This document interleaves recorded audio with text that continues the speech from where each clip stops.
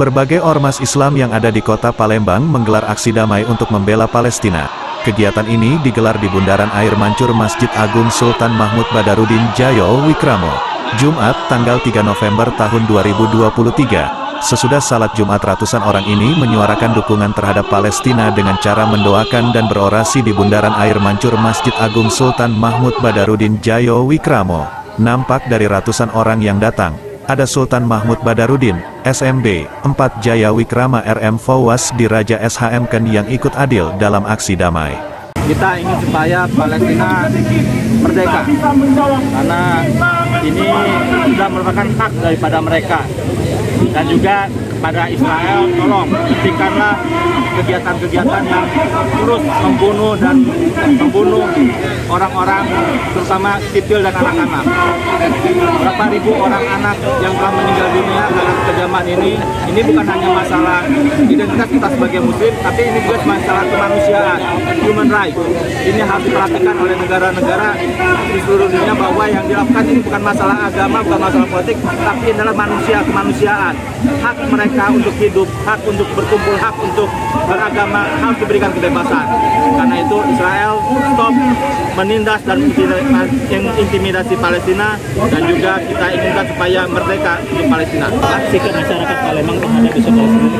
Masyarakat Palembang sangat mendukung dengan Palestina. Mereka inginkan kemerdekaan Palestina karena sudah melihat selama 75 tahun ini Palestina sudah ditekan, diintimidasi, dan juga mendapatkan siksaan Soviet. Seharusnya mereka sudah merdeka pada saat itu.